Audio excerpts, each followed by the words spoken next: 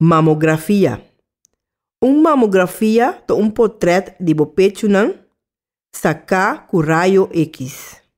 De câmara especial, botinho quita turpanha de cintura para riba e também bocadena.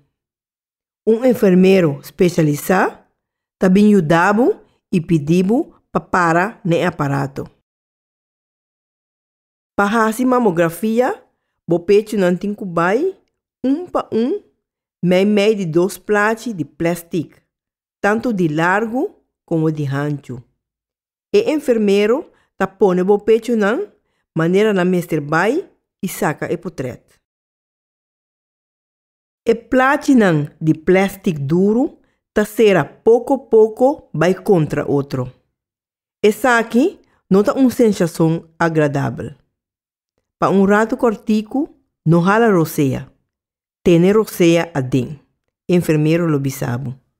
Maneira acaba de sacar o portrait, o plate não tá los for de outro. O radiólogo não tá wak o portrait na mesma hora. Essa aqui também é especialista que tá forma parte de mama team. Bom mestre guarda rato. Se o portrait não sale bom, vou por bisti panha back. Tá mais fácil para examinar portrait de pecho de gente mulher de 50 anos com o de mulher de 30 anos.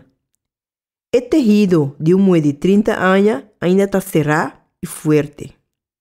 Especialista está guarda todo portrait dentro do arquivo médico, que ainda está guarda toda a informação de o teste. Ecografia. O radiólogo está traga eco.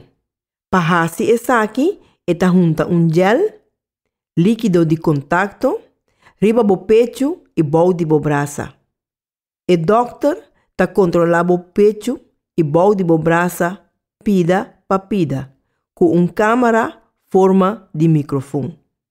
Riba monitor de computer e por seguir turcos. Essa aqui não está fazendo dolor. Vou por conversar com o doctor e fazer pergunta. Wak livremente junto com ele riba o monitor. Ecografia está traga com sonido. Essa aqui está trazendo a parte sospechoso na vista.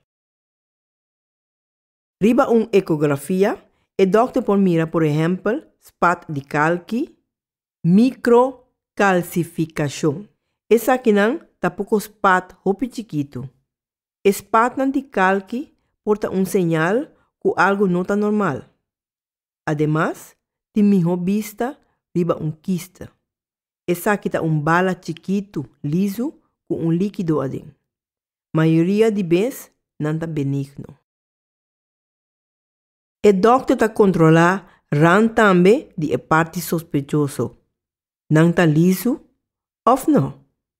Se mira algo estranho, é por print portrait de. Essa aqui tá para arquivo de especialista.